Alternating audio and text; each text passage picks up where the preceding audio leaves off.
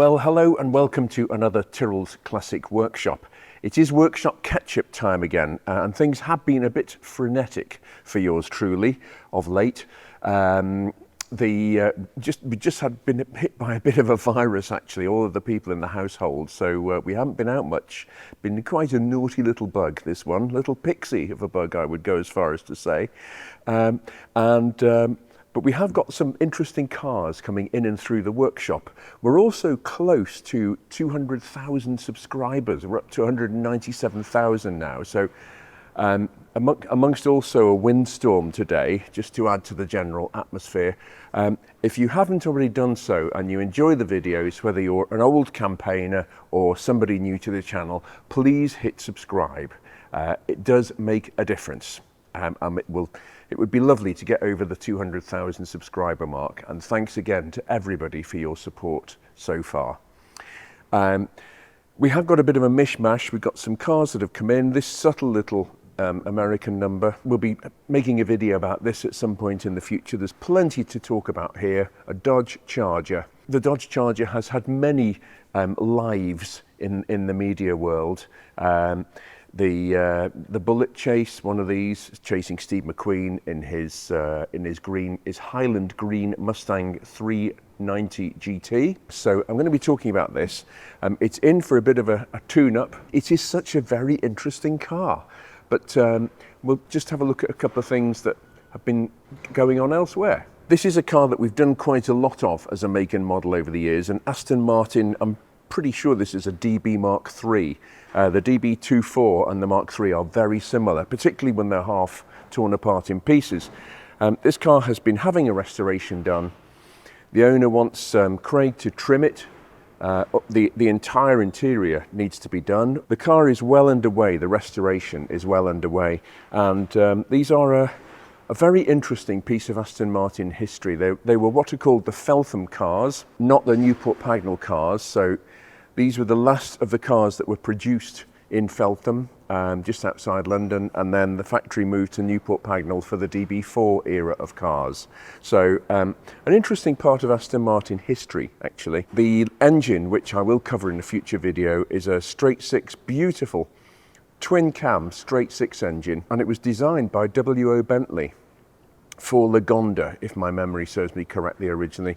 But it's a sweet little unit. Some of the, I know I keep going on about it, but internal combustion engines are wind instruments, and they are tuned as such if the manufacturer knows their salt. And these, when they're right, sound absolutely glorious. So I'm going to cover that in a future video. This is a fresh job to replace some of the other things that Craig's been doing, which are just about coming to a conclusion.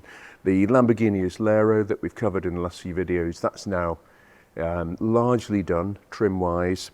And let's just have a look at another car which is almost finished as well, that we've covered right the way from the time. It was a bare metal shell with 70% new metal welded into it, and this is almost finished now. We're very anxious to get this to the owner so he can start enjoying it. Well, this is the Jaguar E Type that we have covered on various videos, but it is now within a hair's breadth of being finished. Craig is currently just putting the interior in. We buy the interior as a kit. There are companies out there in the UK who make varying qualities of interior trim kits for these cars, pre-made up, ready to install, and with the plan that a sort of gifted amateur can actually put them together, but with a degree of success. But obviously Craig is doing it to make it all lovely. We can talk about some of the things around that in a moment. This is the original colour scheme which the owner has chosen, Old English white over navy blue. It really is looking rather lovely now, this car. The way we've gone is largely original with the car in terms of specification, as I've covered in videos recently. The sky is the limit for E-types really these days, but we've kept this standard. That's what the owner wanted. I happen to think it was the right decision. We've got some mule wheels and tyres, some slave wheels and tyres that we're just going to be testing the car on to make sure it works and drives and handles and stops and steers properly. And then we're going to treat it to a new set of chrome wire wheels. The majority of Aston Martins and Jaguar E Types and MGBs and things like that, when they were new, you had a choice of either painted or chromed wire wheels. They were silver painted, and that it was a more cost option to have them chrome plated. And these days, a lot of these cars have chrome wire wheels on them. They're actually, sometimes the spokes are stainless instead of chrome. They're TO304 stainless. But nevertheless, you don't see many with painted wheels, and it can be quite refreshing actually to see an Aston Martin DB 405 on painted wheels as opposed to chrome ones. But obviously people these days understandably want the bling of the chrome look, and I get that, I understand that. It does set the cars apart. Not quite sure whether the owner's made a decision on that or not yet. It's a last minute thing. They're all ex-stock. We just get new wheels and tyres, fit them with new tubes, which these have, and then new inner tubes, and then you can either have chrome or painted ex-stock. It really is beginning to look like a car, this. It's absolutely amazing. As I say, these kits come, they arrive, the leather the seat facings are leather, but the rest of the interior, Jaguar, Sir William Lyons, Jaguar very carefully melded vinyl into the surrounds of the seats, the backrests, underneath, all that next to the leather seat facings. And you really, as they say in all the best tailoring circles, can't see the join because they got it so right. So it was a bit of cost cutting on Jaguar's part.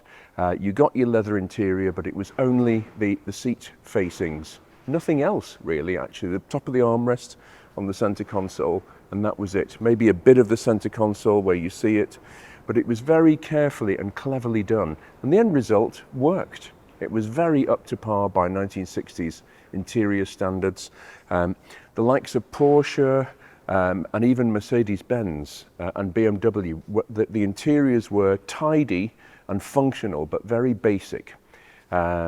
This is what let the German cars down for a number of years, was the fact that their interiors weren't anything like as nicely rounded and nicely conceived as British car interiors of the time. So this is coming on, it's going to be ready very shortly, and I'm hoping my next video on this car will be actually a road test to see how it performs. This one is a Series 2, so it's got the open headlights, 1970 car, remarkably unusual now.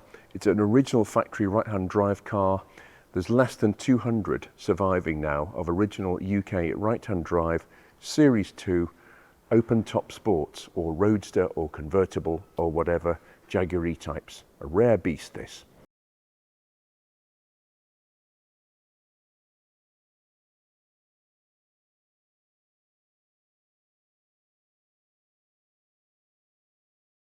Well, apart from breaking the internet, you've been doing some trim work as well, Craig.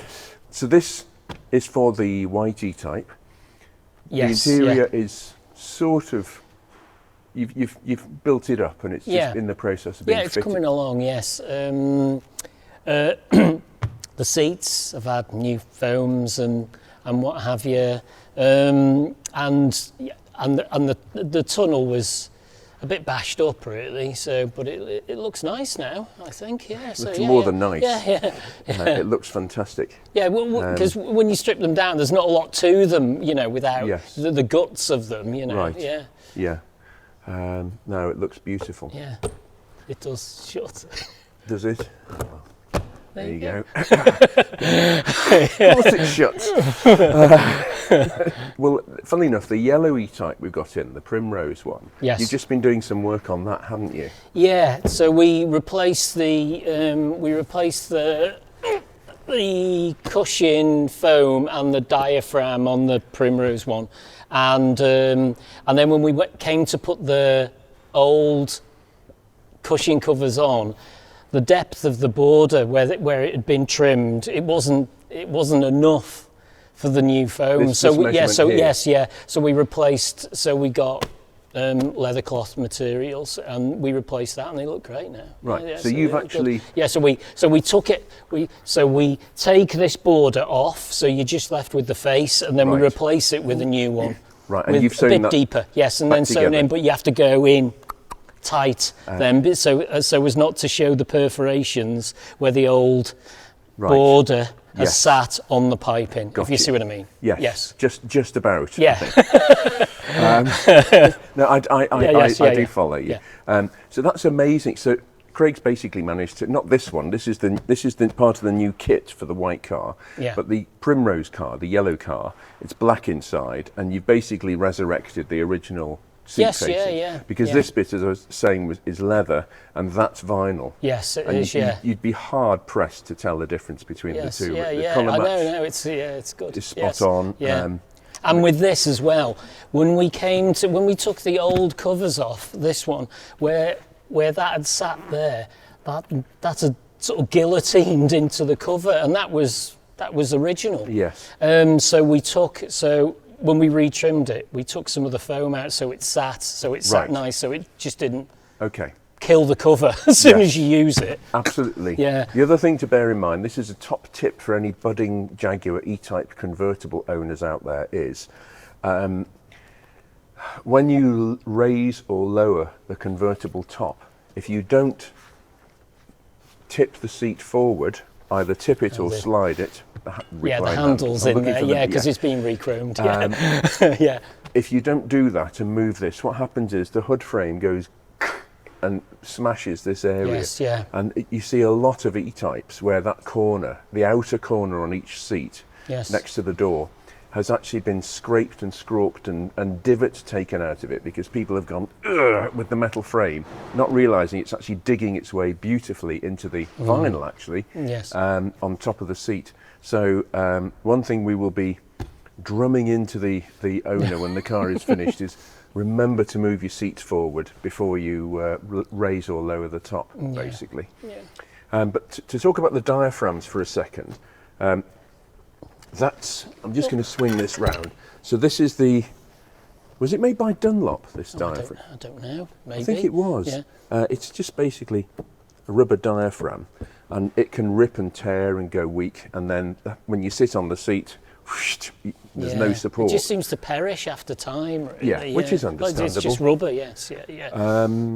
And that's what we did on the V12, wasn't it? On the yellow one. Yes, it As is, said, yeah. it had just gone. Oh, yeah. Have And we got the old one here? Yes, yeah. You could tell the difference as well.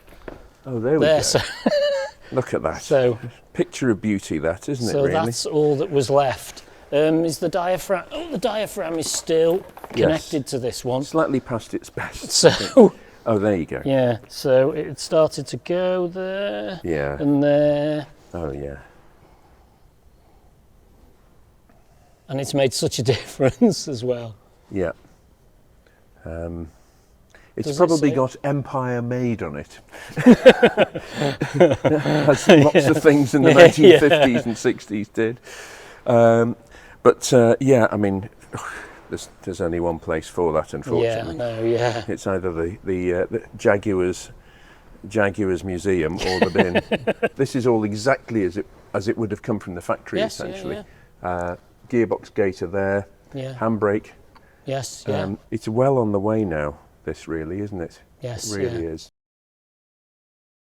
Well, this is a car that we've been quietly chuntering away on in the background. This is a Fiat 130 Coupe, which actually is one of my favourite cars. I had one when I was 19 years old and thought I was the absolute bee's knees. I really did.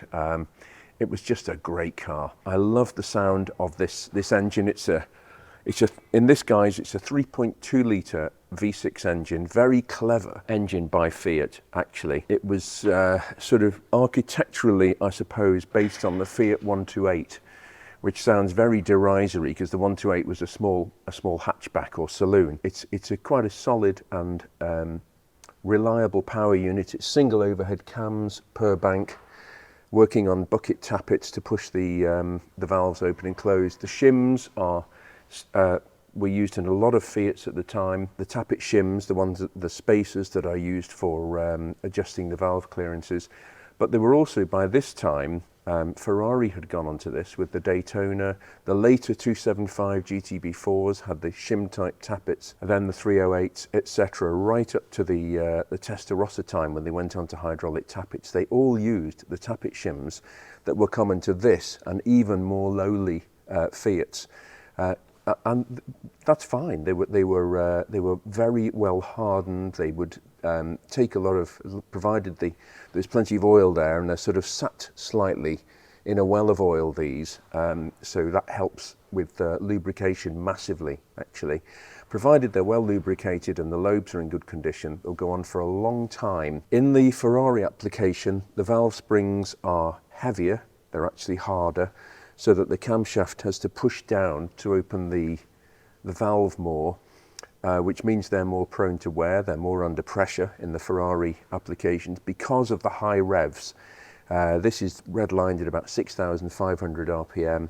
It's all over by then, really, because it's breathing all it can through this small carburettor. In this guise, with the slightly less heavy valve springs, it will go on for quite a while, actually. A beautiful bit of, as I say, architecturally, I really admire this engine. The bottom end, the cylinder block is a cast iron V6, very similar architecturally to the Ferrari Dino V6 engine.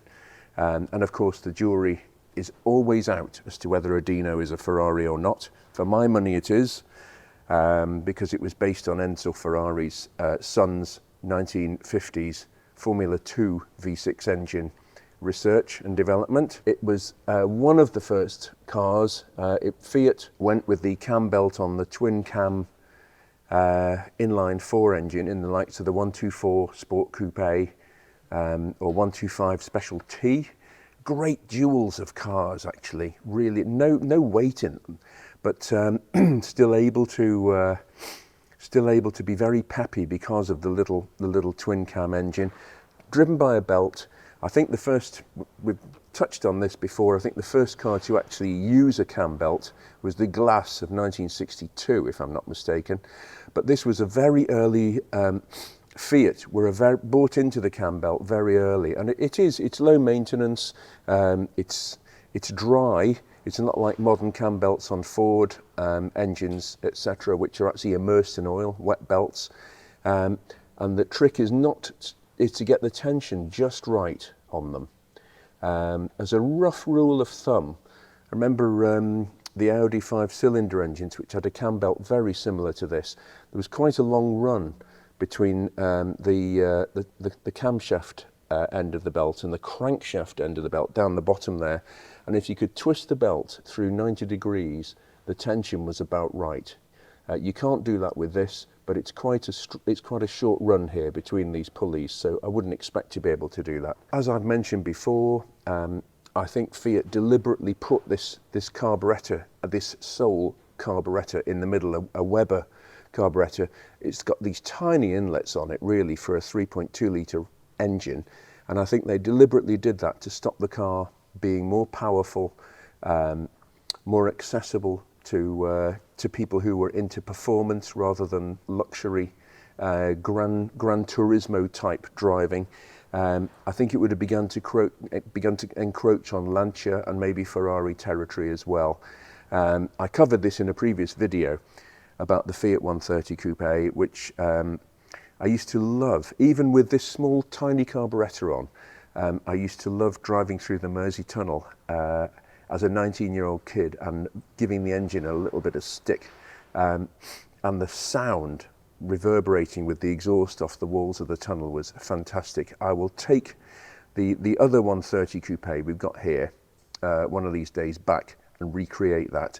But that was upgraded by a chap called Guy Croft before he sadly passed away, and that had 3 carburettors, same as a Dino 246 engine, and that together with some cylinder head breathing really did make a difference. It began to give this V6 the legs it always should have.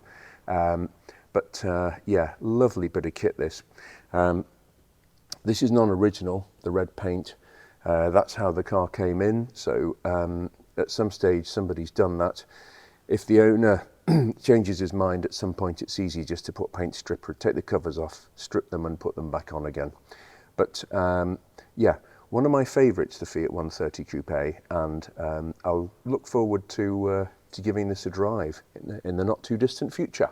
Well, that concludes another Tyrrell's Classic Workshop video. Thanks for watching, and we'll be back with something else very soon.